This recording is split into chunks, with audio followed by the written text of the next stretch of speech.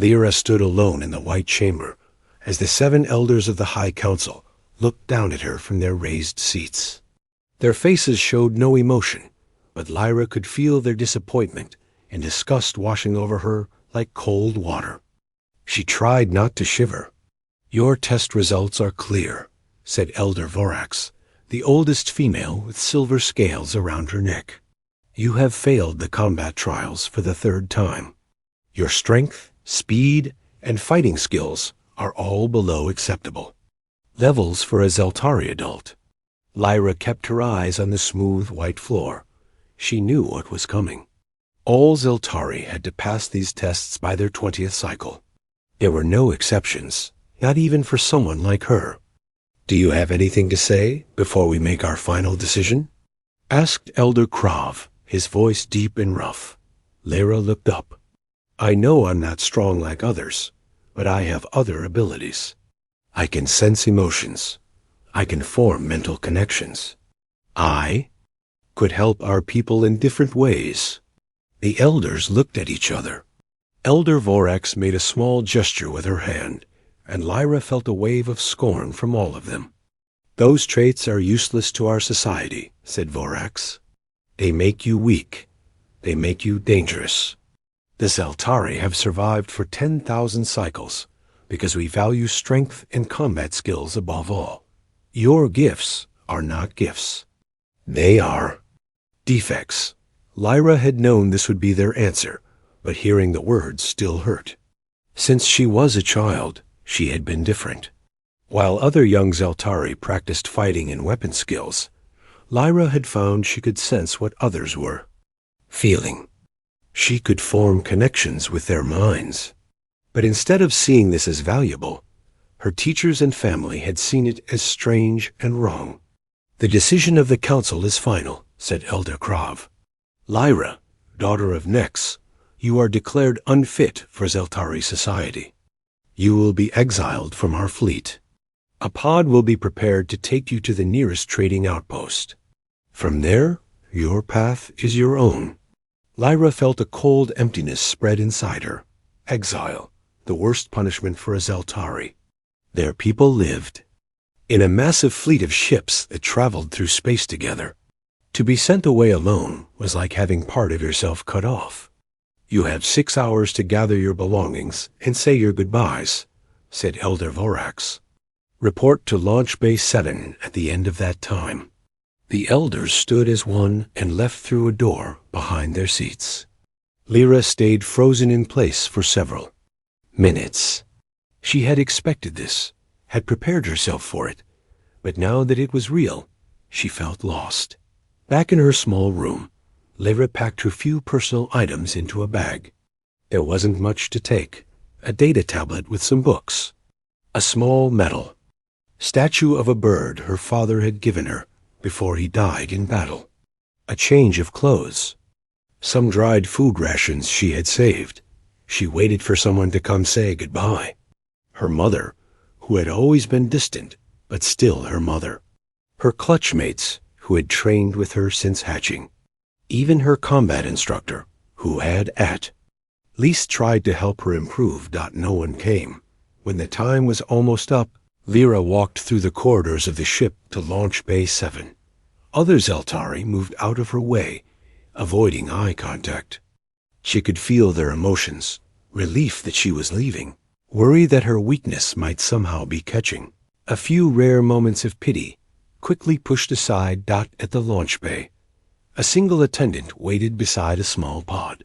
It was barely big, enough for one person, with just enough fuel and supplies to reach the nearest trading station. The attendant, a young male with bright green scales on his arms, couldn't hide his feelings of discomfort as she approached. "Your exile pod is ready," he said, not meeting her eyes. "The coordinates for Nexus Station have been programmed in. The pod will pilot itself." "Thank you," Lyra said quietly. The attendant looked surprised at her thanks, then quickly returned to his duties. "You should board now. The launch window opens in 3 minutes." Lyra climbed into the small pod and placed her bag in the storage compartment. The seat was hard and uncomfortable, designed for function, not comfort. The attendant sealed the hatch from outside Dot through the small window. Lyra took a last look at the inside of the Zeltari ship. This place had never felt like home, but it was all she had known. Now she was being sent away, alone, into a universe that feared and hated her kind. The pod moved into the launch tube. A mechanical voice counted down from 10. When it reached 0, the pod shot out into space.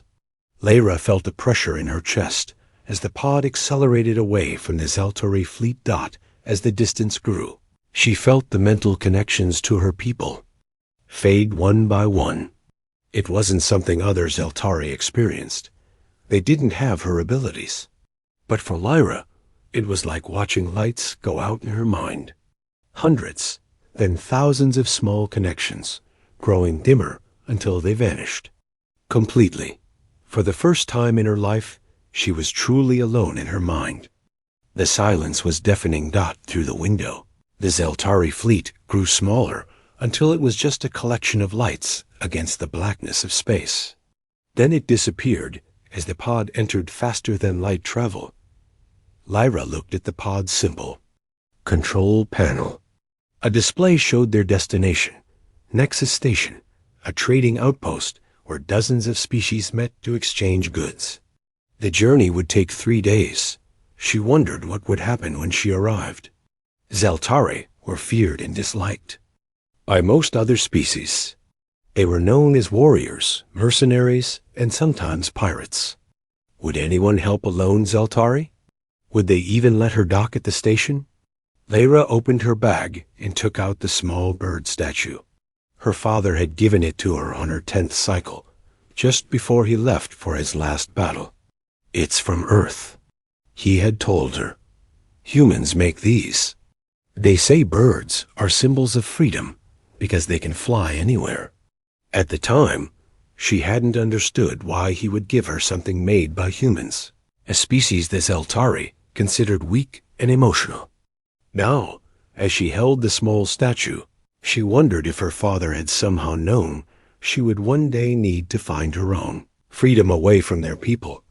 The pod was cold, and the humming of the engines grew louder as they pushed deeper into space. Lyra wrapped herself in the thin blanket provided and tried to sleep. Tomorrow would be the first day of her new life, whatever that might be. Dot, as she drifted off, one thought gave her a small comfort. Perhaps somewhere out there, among the countless stars and planets, there might be a place where being different wasn't a crime, where her abilities might be valued instead of feared, where she might, someday, find a home. Lyra's pod docked at Nexus Station with a soft thud. The journey had taken 3 days, and she had spent most of it sleeping or staring at the stars.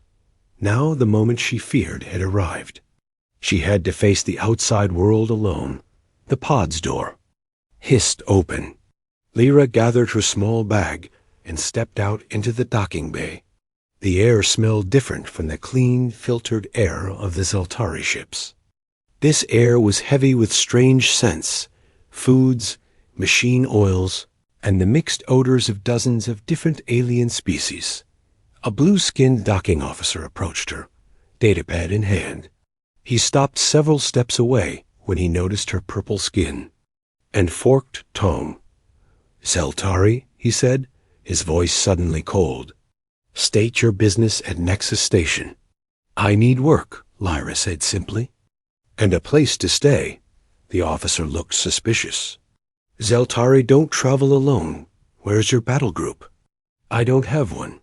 "I was ... double quotes." She paused, not wanting to admit her exile. "I left them." The officer didn't believe her, but he also didn't seem to care much. "Docking fee is 50 credits. Station stay permit is another 100. Pay now." Lyra's heart sank. She had only 40 credits to her name. "I can't pay that much. But I can work. I'll do any job." "Not my problem," the officer said. "No pay, no stay. Your pod can leave in 20 minutes or be impounded." Lyra felt the officer's emotions, dislike, suspicion, and a small bit of fear. She stepped closer. "Please, I have nowhere else to go?" The officer backed away. "Fine. Waste disposal unit on level 3 needs cleaning. Pay is 30 credits. If you finish by end of day, I'll count it as your docking fee. But you still need a stay permit." It wasn't much, but it was something. "Thank you. I'll do it." The waste disposal unit was worse than Lyra had imagined. The smell made her eyes water, and the toxic materials burned her skin despite the thin gloves she was given. She worked for 10 hours straight, scrubbing filters and sorting through piles of garbage for recyclable materials. When she finished, her body ached and her hands were raw, but the unit supervisor grudgingly admitted she had done good work. He paid her the 30 credits and added 10 more. For working fast, he said. Most quit halfway through. With 40 credits, Lyra still couldn't afford a stay permit. She found a small space behind some cargo containers in a quiet corner of the station and made her bed there. It wasn't comfortable, but it was better than nothing. The next 3 months followed the same pattern. Lyra took the jobs no one else wanted, cleaning waste filters, handling dangerous materials, fixing broken pipes in the station's outer walls where radiation levels were high. She worked harder than anyone else and never complained. Slowly, she saved enough credits to rent a tiny room. It was little more than a closet with a bed, but it was hers. She began to learn the rhythm of life on Nexus Station. But no matter how hard she worked, people still treated her with fear and distrust. The reptilian Draxians hissed threats when she walked past their shops. The silicon-based Quartz Collective refused to trade with her. The Orion merchants charged her double for basic supplies. "Your kind killed my brother in the Orion Wars," a merchant told her when she asked why his prices were so high for her. "I wasn't even born during the Orion Wars," Lyra said. "Doesn't matter. Zeltari are all the same. Warriors and killers." But Lyra wasn't like other Zeltari, and she tried to prove it. When a group of Draxian children got lost in the lower levels, she used her empathic abilities to find them. When a power failure hit the Quartz Collective section, she worked 20 hours straight to help fix it. None of it mattered. As soon as the crisis passed, she was back to being just another Zeltari, someone to fear and avoid. After a year on Nexus Station, Lyra knew it was time to move on. She had saved enough credits to buy passage on a cargo ship heading to the mining colony of Terrace 4. The captain, a 4-armed Zenthan named Vrex, didn't care that she was Zeltari, as long as she paid her fare and stayed out of the way. Life on. Terrace 4 was harder than Nexus Station. The air was thin, and the gravity stronger than she was used to. But the work paid better, and for a while, Lyra thought she might find a place there. Then came the cave-in. Lyra was working deep in the mines when she felt a surge of panic from the workers ahead. Her empathic senses warned her seconds before the tunnel collapsed. She shouted a warning that saved 12 miners, including the colony director's son. For 3 days, they treated her like a hero. Then the whispers started. How did she know the tunnel would collapse? Maybe she caused it somehow. Can't trust a Zeltari. A week later, she was told her services were no longer needed. The director couldn't meet her eyes when he told her. Over. The next 2 years, Lyra moved from place to place. A research station orbiting a gas giant. A farming colony on a terraformed moon. A spaceport at the edge of known space. Each time, the pattern repeated. She would find work, do it well, sometimes even save lives with her empathic abilities. Then, inevitably, fear and suspicion would follow, and she would have to leave. On a small trading post called Haven's Edge, she met another outcast, a human woman named Beth, who ran a repair shop. Beth didn't seem to care that Lyra was Zeltari. She hired her to help with repairs, and even invited her to share meals. For 3 months. Lyra dared to hope she had found a friend, and Beth's brother arrived. He had fought against Zeltari in some border conflict and lost an arm. When he saw Lyra, his face twisted with hate. "It's her or me," he told Beth. Lyra didn't wait to hear Beth's decision. That night, she packed her few belongings and left a note thanking Beth for her kindness. Then she booked passage on the first ship leaving the trading post. The ship was headed for a small mining operation in a remote system, a place called Hope's Landing. Lyra had heard it was run by humans, but she had learned not to hope for too much. Humans could be as fearful as any other species. As the ship entered an asteroid field near Hope's Landing, disaster struck. A small asteroid, missed by the ship's sensors, hit their engine section. Alarms blared as the ship began to lose power and drift. Lyra helped the crew try to fix the engines, but the damage was too severe. With their remaining power, they sent out a distress signal and managed to limp toward Hope's Landing. As they approached the small earth mining operation, Lyra prepared herself for more rejection. She was tired. Her clothes were worn thin, and her spirits lower than they had ever been. But she had survived this long. She would survive whatever came next. The ship's comms crackled to life. A human voice, calm and steady, responded to their distress call. "This is Hope's Landing. We hear you. Docking Bay 2 is ready. Come on in, and we'll help you with those repairs." Lyra didn't know it yet, but her life was about to change forever. Lyra stood nervously at the airlock as the damaged ship docked with Hope's Landing. Her hands shook slightly as she waited for the door to open. After so many rejections, she had learned to expect the worst. The airlock hissed and slid open. Lyra braced herself for the usual reaction: fear, disgust, or hatred when they saw a Zeltari. But the man standing on the other side surprised her. He was a human male, maybe in his 40s, with brown hair streaked with gray and kind eyes. He wore a simple work uniform with Hope's Landing written across the chest and Sam stitched above the pocket. When he saw Lyra, his emotions didn't spike with fear or anger. Instead, she sensed curiosity and concern. "You folks look like you've had a rough time," Sam said, looking at the damage visible even from the airlock. "Everyone okay?" The ship's captain, a thin alien from the Viridian system, stepped forward. "We hit an asteroid. Engines are damaged." "We need repairs," Sam nodded. "We can help with that." "I'm Sam Carter, operations manager here." His eyes moved back to Lyra, taking in her purple skin and the distinctive ridges on her forehead that marked her as Zeltari. But his expression didn't change. "I'm Lyra," she said quietly, waiting for the moment when his kindness would turn to suspicion. "Nice to meet you, Lyra," Sam said with a small smile. "You injured? You're favoring your left side." Lyra was surprised he had noticed. "Just a small burn when the engine panel exploded." "It's nothing," Sam frowned. "Burns can get infected. Our doctor should take a look at that. Linda's real good with all sorts of species." "I don't have many credits," Lyra admitted. "We'll worry about that later," Sam said. "Let's get you fixed up first." As they walked through Hope's Landing, Lyra looked around in wonder. The station was small compared to Nexus or other places she had been, but it felt different.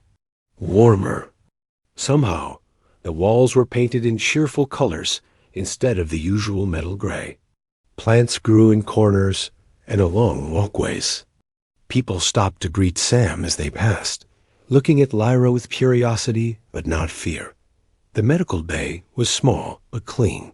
A woman with curly black hair and dark skin looked up as they entered. "Got a patient for you, Linda," Sam said. "Engine.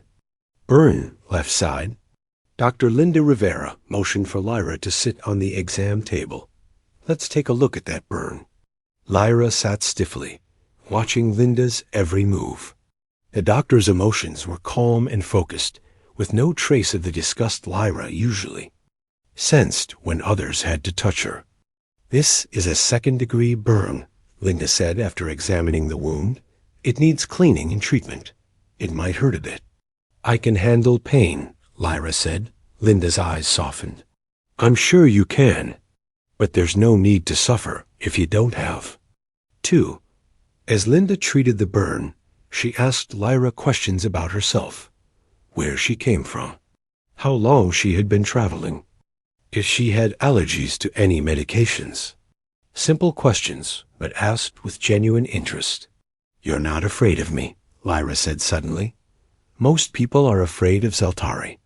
Linda applied a cooling gel to the burn before answering. "I've treated a few Zeltari before, during my time with the Space Medical Corps. Some were difficult patients, sure. But I've learned to judge individuals, not species." When the treatment was done, Linda gave Lyra some pain medication and instructions for caring for the burn. "Come back tomorrow so I can check it," she said, "and try to rest that side." Lyra nodded, still surprised by the kind treatment. "Thank you. How much do I owe you?"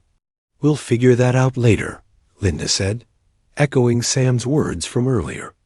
"Sam, why don't you show her to the guest quarters? I think Unit 3 is open." Sam led Lyra to a small but comfortable room with a bed, a tiny kitchen area, and a private bathroom. "It's not fancy," Sam said, "but it's clean. Food dispensary is down. The hall if you're hungry." "This is very nice," Lyra said, overwhelmed by the kindness. "But I don't understand. Why are you helping me?" "You know what I am?" Sam looked confused. "You're someone who needed help. That's all that matters here." "But I'm Zeltari," Lyra insisted. "Most people think we're all violent warriors. Dangerous." Sam leaned against the doorway. "Look, we're a small operation out here. 27 people total. We judge folks by what they do, not what they are. That's kind of our thing at Hope's Landing." He smiled. "Get some rest. Tomorrow, we can talk about repairs for your ship and maybe finding you some work if you need it." After Sam left, Lyra sat on the bed, trying to process what had happened. No one had treated her this way since her exile. No fear, no suspicion, just ... kindness. That she didn't trust it. It couldn't last. Something would happen, as it always did, and she would have to leave. The next morning, Lyra went to the station's engineering section to check on the ship repairs. A tall human man with a shaved head and a thick beard was examining the damaged engine. "You must be Lyra," he said when he saw her. "I'm Alan Bishop, chief engineer. Or only engineer, really." He laughed. "Your ship took quite a hit." "Can it be fixed?" Lyra asked. Alan nodded. "Sure, but it'll take time. Maybe 2 weeks. The power coupling is completely fried, and the navigation system needs recalibration." "I can help," Lyra offered. "I know about ship engines." Alan's face brightened. "That would be great. We're short-handed as it is." He handed her a tool. "Let's see what you can do." Over the next few days, Lyra fell into a routine. She would work with Alan on the ship repairs in the morning. After lunch, she would help in other areas of the station, fixing environmental systems, maintaining the hydroponic gardens, or organizing the supply inventory. To her surprise, the humans at Hope's Landing accepted her help gratefully, included her in meals and conversations. Sam even invited her to movie night, a station tradition where everyone gathered to watch old Earth films. A week passed, then 2. The ship was almost repaired, but Lyra found herself dreading its completion. For the first time since her exile, she had found a place where people treated her as a person, not a monster. One evening, Sam found Lyra staring out a viewport at the stars. "Beautiful view, isn't it?" he said, coming to stand beside her. "Yes," Lyra agreed. "I've always loved the stars." "The ship will be ready tomorrow," Sam said after a moment of silence. "Alan says you were a big help." Lyra nodded, her throat tight. "Thank you for all your kindness. I won't forget it." Sam turned to look at her. "You know, you don't have to leave. We could use someone with your skills here. If you want to stay." "That is." Lyra stared at him in shock. "You want me to stay? Permanently?" "Like I said, we judge people by what they do," Sam replied with a smile. "And what you've done is prove yourself to be a hard worker and a good person. So yes, we'd be happy to have you stay." For the first time in years, Lyra felt a flicker of hope. Maybe, just maybe, she had finally found a home. 3 months passed quickly at Hope's Landing. Lyra had her own small quarters now, decorated with a few items she had collected. A plant from the hydroponics bay that Linda had given her, a small metal sculpture Alan had made from spare parts, and her father's bird statue in the center of her small table. She worked mainly with Alan in engineering, where her natural talent for mechanical systems had proven valuable. The humans had accepted her completely, including her in their community, as if she had always been there. Lyra still found it hard to believe sometimes. At dinner in the common area, she would look around at the laughing, talking humans and wonder when it would all disappear, when they would realize she was different and send her away. But that day never came. Sam noticed her watching the group one evening and sat down beside her. "Credit for your thoughts?" he asked with a smile. "I was just thinking how strange this is," Lyra admitted. "Being accepted. Being ... double quotes. She struggled to find the right word. ... home." Sam nodded. "Everyone needs a place to belong. Took me a while to find mine, too." Before Lyra could ask what he meant, the station's alarm system blared to life. Red lights flashed along the walls. Alan's voice came over the speaker system. "All personnel to emergency stations. We have an incoming ship on collision course. This is not a drill." The dining area erupted into motion. People ran to their assigned emergency positions with practiced efficiency. Lyra followed Sam to the control. Center. The main screen showed a large ship moving toward the station at high speed. Its engines were burning erratically, leaving a trail of plasma behind it. "What is it?" Lyra asked, looking at the ship. Sam's face was grim. "Long-range scanners show it's a Zeltari warship, heavily damaged." Lyra felt a chill run through her body. A Zeltari warship here? She looked closer at the screen and recognized the design. It was a Vanguard-class vessel, one of the largest in the Zeltari fleet. "They're not responding to hails," said Kara, the communications officer. "Their communications might be damaged." "Or they're ignoring us," Sam muttered. He turned to Lyra. "Any ideas?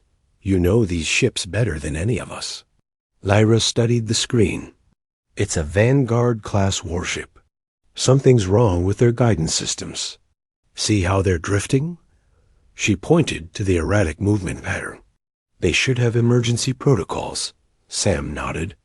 "Keep trying to contact them, Kara. Everyone else, prepare for emergency. Evacuation if needed." But Lyra knew evacuation wouldn't help. The mining station's small ships couldn't outrun the blast if the Zeltari warship hit them. And the nearest rescue vessels were days away. "How long until impact?" Sam asked. "At current speed and trajectory, 37 minutes, Alan replied, his fingers flying over the control panel. The next half hour was a blur of activity. Some people recorded messages for loved ones back on Earth. Linda prepared the medical bay for possible injuries. Alan tried to boost the station's shields. Knowing they weren't designed to withstand such an impact, Lyra sat in a corner of the control room, thinking hard. There had to be something they could do, some way to save these humans who had shown her such kindness. Then it hit her. A dangerous idea, but possibly their only chance. "Sam," she said urgently, "I might be able to help." Sam came over immediately. How? Zeltari ships have a neural interface for navigation. It's how our captains control the ships during battle, with their minds. It's faster than manual controls. Okay, but how does that help us? Lyra took a deep breath. My mutation, the thing that got me exiled, it gives me stronger mental abilities than normal Zeltari. If I can get aboard that ship, I might be able to use the neural interface to change its course. Sam stared at her. That's a suicide mission. The ship is critically damaged. It could explode at any minute. I know, Lyra said quietly. But it's the only way to save the station. To save all of you. Sam shook his head. No, it's too dangerous. We'll find another way. There is no other way, Lyra insisted. Sam, you gave me something no one else ever did, a place to belong. Now let me give something back. Linda, who had been listening nearby, stepped forward. She's right, Sam. If that ship hits us, we all die. At least this gives us a chance. Sam looked from Linda to Lyra, conflict clear on his face. Finally, he nodded. How would you even get aboard? The station has one shuttle, Lyra said. It's small enough to avoid their automated defenses. And their systems will recognize my genetic signature as Zeltari. They won't fire on me. 20 minutes later, Lyra sat in the pilot seat of Hope's Landing's only shuttle. The small craft was designed for short trips to nearby asteroids. Not docking with a battle-damaged warship. Sam stood at the airlock door as she prepared to leave. You don't have to do this, he said one last time. Lyra smiled at him. Yes, I do. You humans taught me that home is worth fighting for. The shuttle launched from the station, heading directly toward the massive Zeltari vessel. As Lyra had predicted, the ship's automated defenses didn't fire on the small craft. The shuttle's sensors detected a damaged but functional docking port on the warship's underside. With careful maneuvering, Lyra docked the shuttle to the giant ship. The connection was shaky, but it held. She sealed her suit helmet and opened the shuttle's outer door.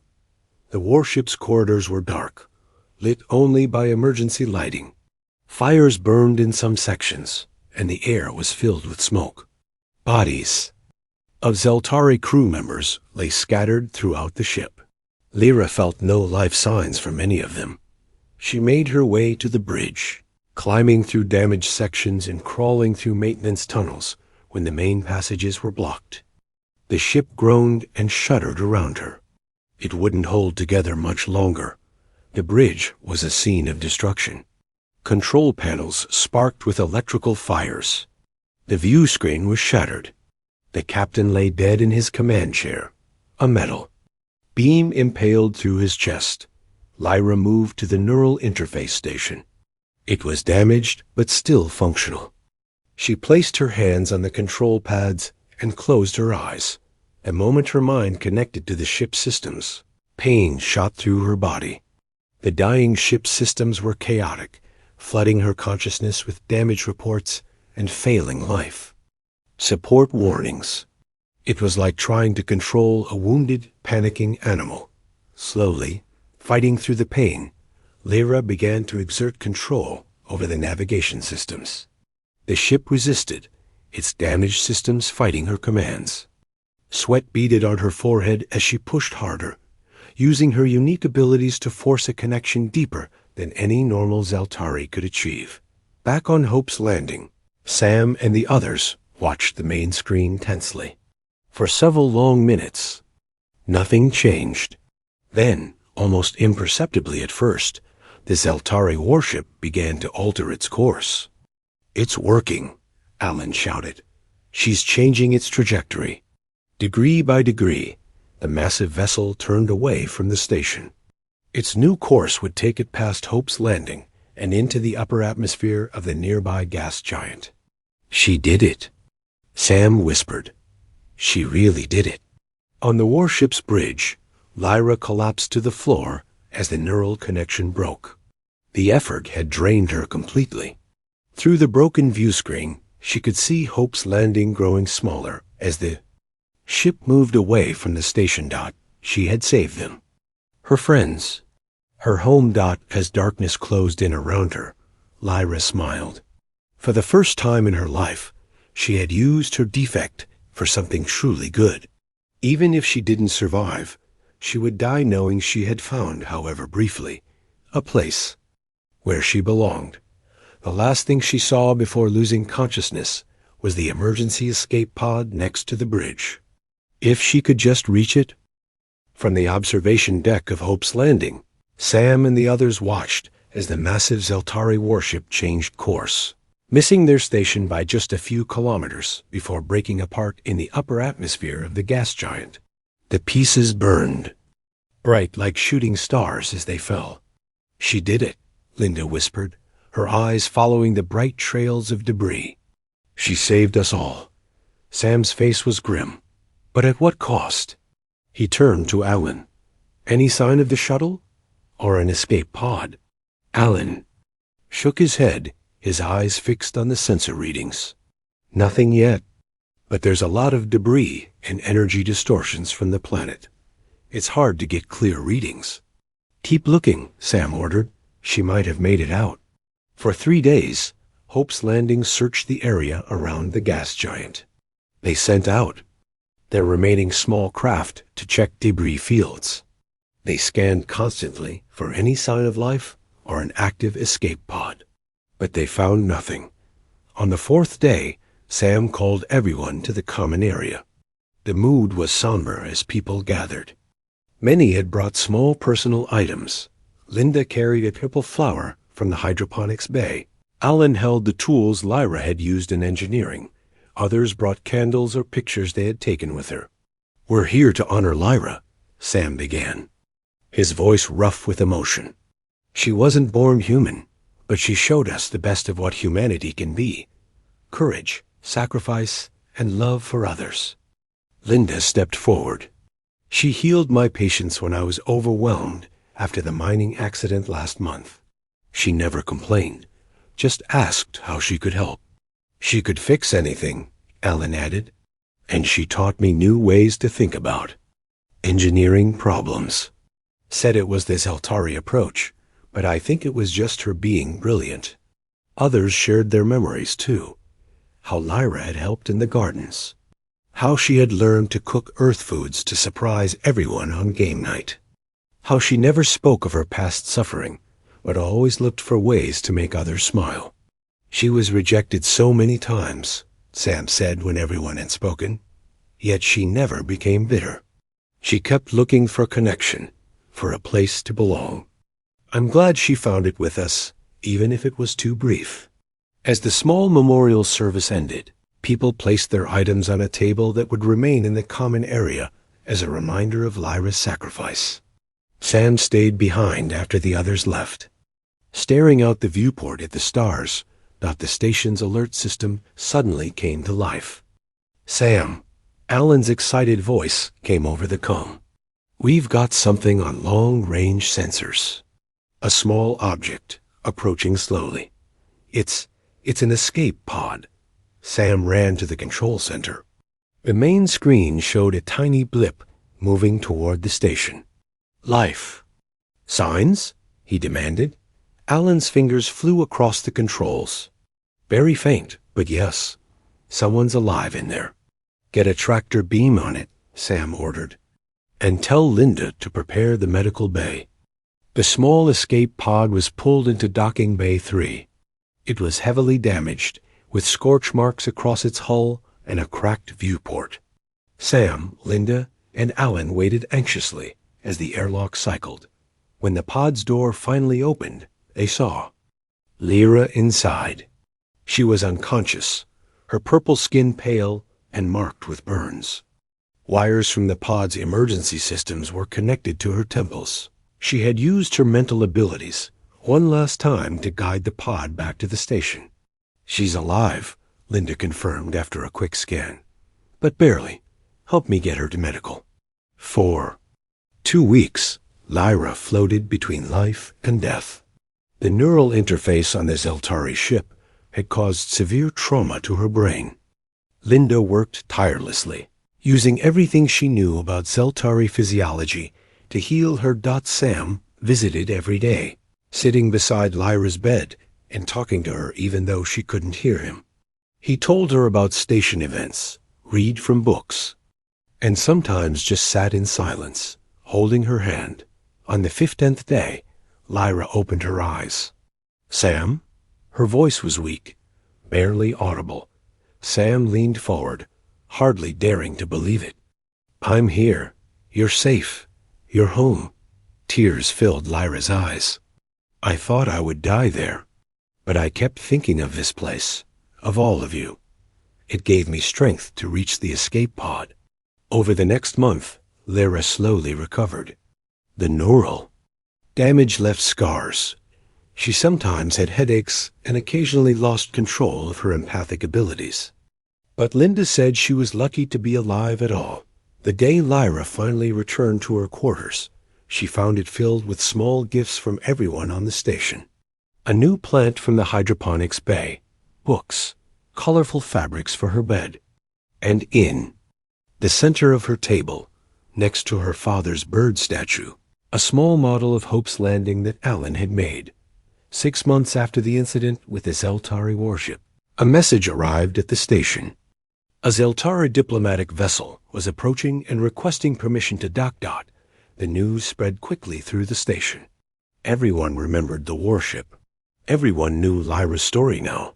When the sleek Zeltari diplomatic vessel docked, a tall, imposing Zeltari commander stepped onto the station. His uniform was decorated with medals and insignia of high rank. "I am Commander Drav of the Zeltari Diplomatic Corps," he announced. "I seek the one called Lyra, daughter of Nex." Sam stood protectively in front of Lyra. "What do you want with her?" The commander's cold eyes fixed on Lyra. "Our sensors detected the destruction of the warship Relentless. The ship's final data transmission indicated someone accessed its neural interface to alter its course. Only a Zeltari could do this, and records show the Exile Lyra was in this sector." "So what?" Alan asked, standing beside Sam. "She is still in exile," Commander Drav said. "She must return with us for proper judgment. The High Council has questions about the destruction of a valuable warship." Linda joined the protective line in front of Lyra. "She saved our lives. That ship would have destroyed this station and everyone on it." "That is not my concern," the commander replied coldly. "She is Zeltari and subject to our laws." Sam stepped forward. "Her name is Lyra, and she's not defective. She's the reason we're all still alive. She's also not yours to take. She's one of us now." The commander's face darkened. "You dare interfere in Zeltari affairs? We could destroy this station with a single volley from our weapons." "You could try," Sam said calmly. "But I don't think you will, because that would cause a diplomatic incident with Earth. Is that really what you want? Over one exile you already threw away?" Behind Sam, every human on the station had gathered. They stood silent and determined, a wall of protection around Lyra. For a long moment, no one spoke. Then the commander turned and walked back to his ship without another word. That evening, as Hope's Landing continued its orbit through the colorful rings of the gas giant, Sam came to Lyra's quarters with a package. "This just arrived from Earth," he said, handing it to her. "I sent a request right after you saved us." Lyra opened the package to find official documents. Earth citizenship papers with her name on them.